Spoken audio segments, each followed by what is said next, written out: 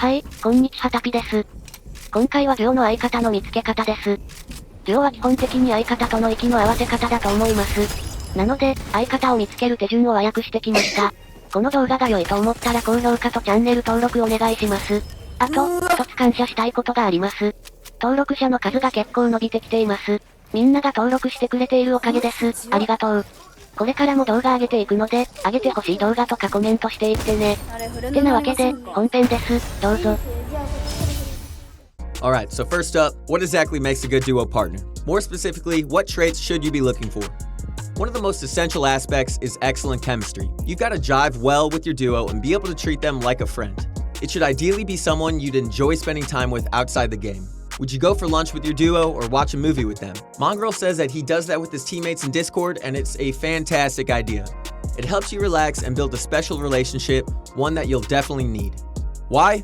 Because conflict is going to arise. There are going to be times where you and your duo disagree with what happened in game, but if you can't work through those issues, then nothing productive gets done. You'll learn zilch, never progress, and only more problems end up coming up.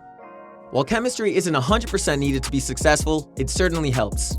Next, both players' skill level needs to be on par with each other. This is the unfortunate, ugly truth that needs to be accepted if you want to find the right partner.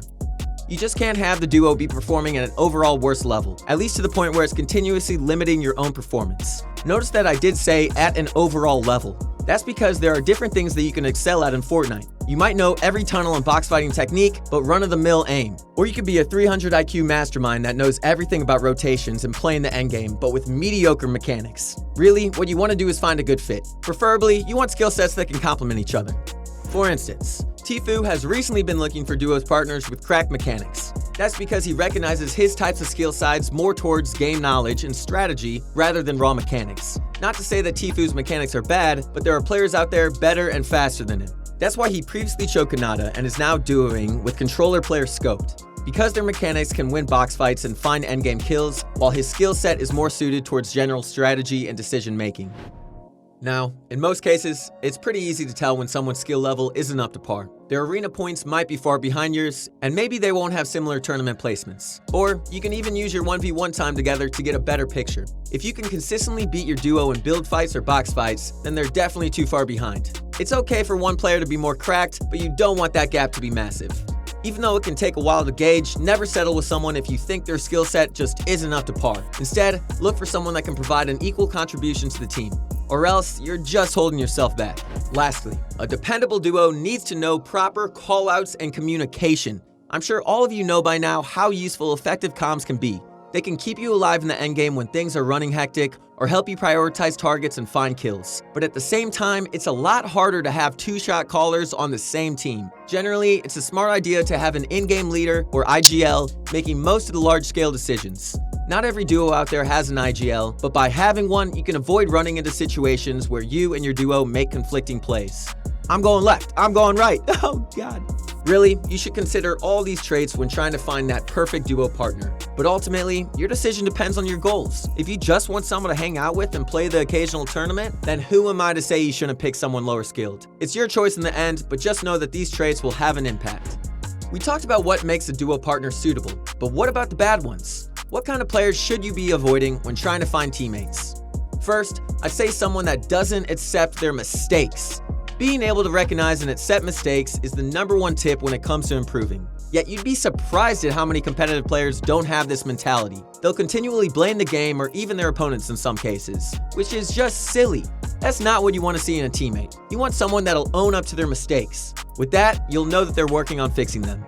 Also, you don't want someone that excessively blames their team. That would be toxic in any team environment, but it's especially so in duos. Great team chemistry relies on treating the group as a whole. For instance, if your duo dies in the endgame and blames you for not being with them, the problem isn't necessarily your fault. The right partner will see the whole picture and be constructive. Because there are always two sides to a story, and it's crucial to understand both if you truly want to work through your problems. Lastly, someone that doesn't fit your goals. If your goal is to win money and maybe go pro one day, then you want someone that is just as determined as you. Let's say that you want to scrim 5 nights a week, but you ask your duo and they say only 2. That's a massive difference. They're way less determined than you. If you want to reach your goals, look for someone with similar prospects. Looking at the bad traits is just as important as focusing on the good ones. Avoid these types of players and you'll end up with a better partner. So, all this talk about chemistry and good versus bad teammates. But why is that all necessary? Well, other than the immediate impact that it'll have, one aspect that's not talked about as often as it should is how you'll improve in the long run. Take Zayd and Saf for example. These two have been playing together since the very beginning, all the way back to before the summer skirmish, and all that time together has only improved their understanding of one another, their playstyles, their comms, and how they'll act in certain situations. Not knowing what your teammate is going to do in a specific scenario might hamper your ability to help them out. So finding the right duo and staying with them means that you can develop those vital teamwork skills. It's part of the reason why Zayd and Saf were considered favorites for winning the World Cup. And they were definitely on track. They held first place until a few misfortunate events made them finish fourth. But hey, that's still outstanding. And I think that part of their success is due to them sticking together and really developing their in-game chemistry. So if you can't find the right duo partner, you'll end up spending a lot of time constantly swapping and hoping for the best. You'll never grow those hard teamwork skills. This is just another reason why you need to look for someone that fits. Once you have a duo partner, practicing with them is of utmost importance. You can learn a lot off one another. Like your duo might know a trick or two that you don't. And hey, you might have some own techniques that are just unknown to them. But what are the most effective ways to practice? First, you should spend lots of time in creative. Regular build battling and box fighting each other is great to learn off each other. But don't just stop there. You should also schedule some box fighting matches against other duos. Here, you can work on your team play, things like calling out the right targets, pinching lone enemies, sticking near your teammate, and all around working with your duo in a way that can transfer well to real matches. Speaking of real matches, it's a must to regularly play arenas and scrins. There's only so much that creative can teach, but on the big island, you can perfect your drop spots, go over early game strategies, and get valuable endgame practice together. I would say use arena matches to W key, as long as you don't care much about your rating. Aggressive gameplay is pretty much necessary if you want to do well in any event, and arenas are the best place to learn that. And outside the game, you should ideally VOD review alongside your duo any chance you get. By going through the replays of your own matches, you and your partner can spot mistakes and work towards fixing them. It may seem tedious, but not everything jumps out at you during the game.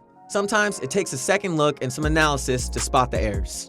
And if you've got the time, you should also go over some pro gameplay together. Maybe you or your partner will spot something valuable another pro duo does, like a box fighting technique or an early game strategy. You can then pick it up and start using it yourselves. If you still think you have lots to learn, spend more time reviewing pros rather than yourself. Just go in with a critical mindset, drop some ego, and you'll learn a lot. Finally, knowing how to market yourself when searching for a duo is necessary if you want to stand out. Think of it as a job resume. You need to list your strengths, past accomplishments, experience, and what you bring to the team. We always see simple posts on Reddit or Discord, heck, even in Twitch chat, people looking for duos. If you're serious, it's not enough to just list your region, your platform, and your KD. Pros can go on Twitter and yak about their total earnings and recent placements, but most of us don't have those to mention. So we've got to sell ourselves. You can start by listing recent tournament placements. If you're new to the whole competitive thing and don't have any, you can at least bring up your arena rating and past experience to give them a rough idea. Then, talk about your abilities, specifically the things you shine bright at. Are you a great W keyer? Maybe you're better at endgame rotations. Can you call the shots and lead the team? Whatever you bring to the table, it's better if you put it out there so you can attract more attention. Mentioning all these things will make it more likely to find someone that shares the same goals as you. And the more convincing you can be, the more people will give you a shot. はい、いかがでしたでしょうか。今回の動画に少し補足があります。和訳している動画は約4ヶ月前に上がりました。なので、今とは少し練習の項目が違います。元動画では建築バトルとボックスファイトを進めていましたが、今は少し違います。この前動画で紹介したおすすめの練習マップや、それ以外にもいくつか練習法があります。まず、対面の練習です。これはフリーフォーオールと呼ばれるものがおすすめです。フリーフォーオールは実際の戦いに似た形式でやる対面ですね。資材や弾が有限で、落下ダメージもあり、かなりリアルです。最近は多くのプロがこの練習方法を採用しています。なので、建築バトルやボックスファイトよりもおすすめです。あと、今裏で流れているゾーンウォーズもおすすめです。すぐマッチングしますし、結構練習になります。てなわけで、動画時間を10分にしたいので少しゾーンウォーズを流します。どうぞ。